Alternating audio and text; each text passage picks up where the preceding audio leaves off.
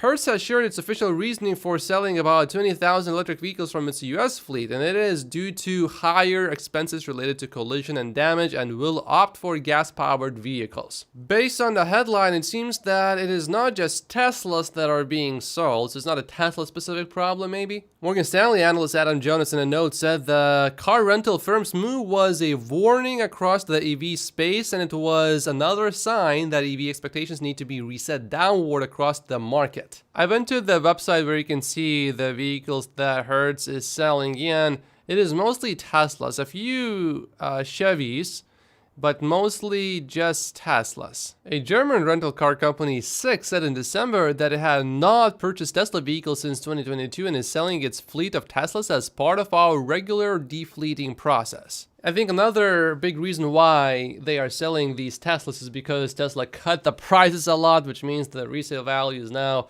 quite a bit worse. Hertz will be taking a major loss on each of these sales while further contributing to the trend of falling used EV values. You know, Carl, the one thing I would say is that at some point, the reality of EVs and Teslas being the best-selling car will at some point render them the best rental car. It's not yet. So we may have been ahead of ourselves in the context of how quickly that will happen, but that will happen. And I think, you know, in the end, we're in the business of giving consumers choice. We're including in that choice electric vehicles. And there is a significant component of our customer set that are still paying us a premium for these. It's just not, it's not at the level of demand that we anticipated.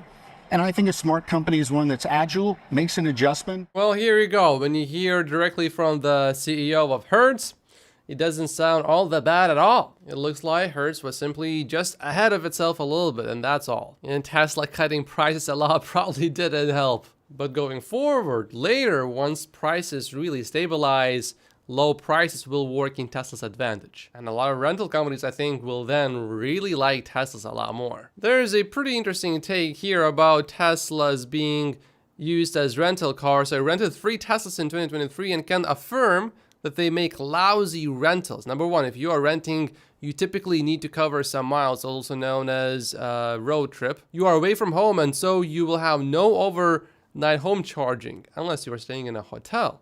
Then it's probably okay. That puts you at the mercy of charging stations, superchargers if you rent Tesla, otherwise whatever you can find. In most places I think you are okay, but I think more superchargers would be quite a bit more helpful. Number 4, if you are not usually an EV driver, that means you need to learn a lot. Download a bunch of charging apps and figure it out on the road.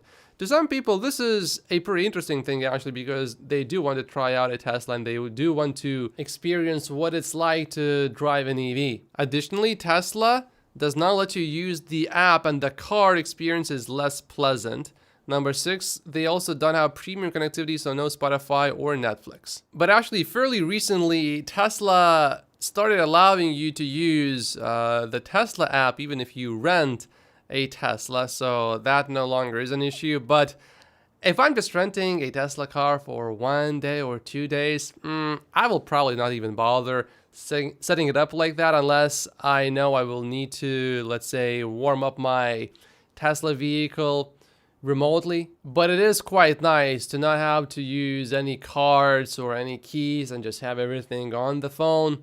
But if I'm just using it for 1 day, I'll just stick to the card.